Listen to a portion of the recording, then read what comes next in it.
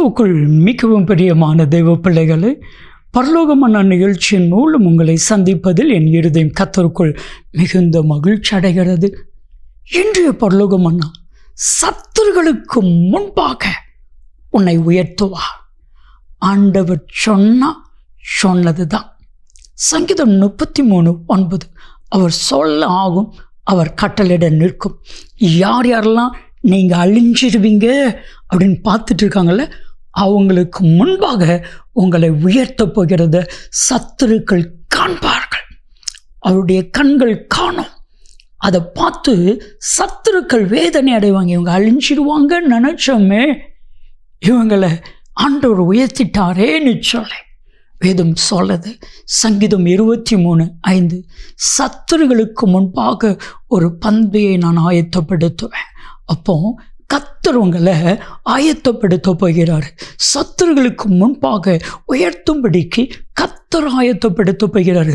கர்த்தர் ஒரு காரியத்தில் ஆயத்தப்படுத்திட்டார்னா அவரை யாராலையும் தடுக்க முடியாது.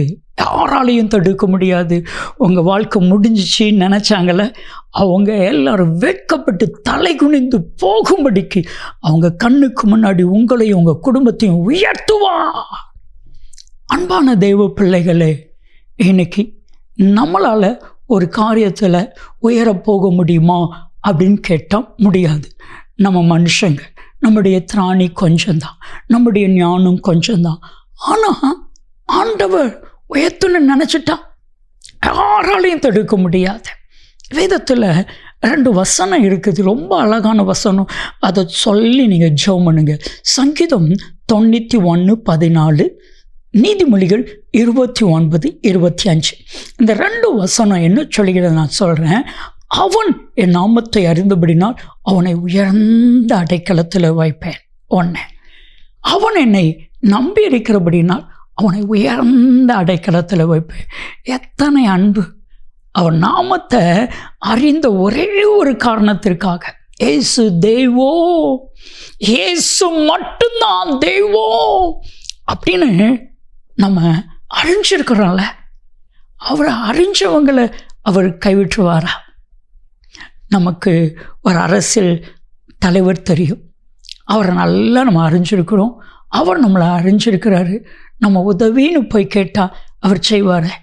உலக மனுஷனே தங்க அறிஞ்சவங்களுக்கு நன்மையை செய்யும் பொழுது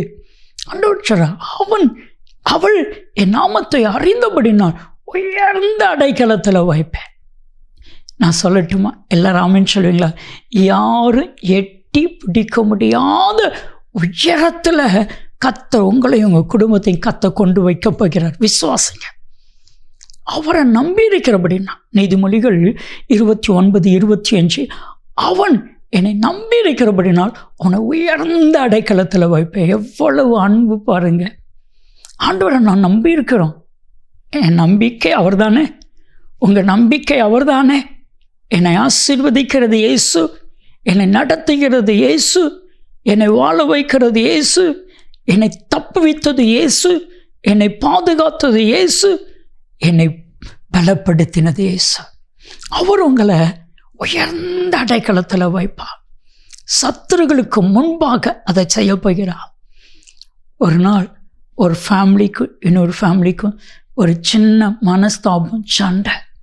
இந்த சண்டையில் அந்த குடும்பம் இந்த தேவனுடைய பிள்ளைகள் குடும்பத்தை அழிச்சிடணும் மாந்திரிக கிரியைகளை செய்து அப்படியே பக்கிரங்கமாக வீட்டு வாசலில் வந்து மண்ணை தூக்கி அந்த குடும்பத்து மேலே வாரி போட்டுட்டு, நீ நாசமாயிருவ, உனக்கு விரோதமாக என்னென்ன காரியத்தை நான் செய்திருக்கிறோம். நடந்தது என்ன தெரியுமா? எந்த குடும்பம் மண்ணை தூக்கி போட்டுச்சோ அந்த குடும்பம் அழிஞ்சிச்சு. கர்த்தர் இவர்களை உயர்த்தினா, கர்த்தர் இவர்களை மேன்மைப்படுத்தினா. கர்த்தர் உயர்த்துகிறதை யாராலையும் தடுக்க முடியாது. நிச்சயம் கர்த்தர் உங்களை உயர்த்துவார். சத்துருகளுக்கு முன்பாக உயர்த்துவார். செபிக்கலாமா? அன்பின் தகப்பனே, உம்முடைய பிள்ளைகள் ஒவ்வொருவரையும் அவருடைய சத்துருகளுடைய கண்களுக்கு முன்பாக நீர் உயர்த்தப்படுகிறதற்காக உமக்கு கோடான கோடி ஸ்தோத்திரம். உங்கள் நாம மாத்திரம் மகிமைப்படட்டும். இயேசு கிறிஸ்துவின் நாமத்தில் செபிக்கிறோம் ஜீவனுள்ள பிதாவே, ஆமென், ஆமென். கர்த்தர் சத்துருகளுக்கு முன்பாக உயர்த்துவார். நன்மையும் கிருபையும் ஆசீர்வாதங்களும் நிச்சயமாய் உங்களை தொடரும்.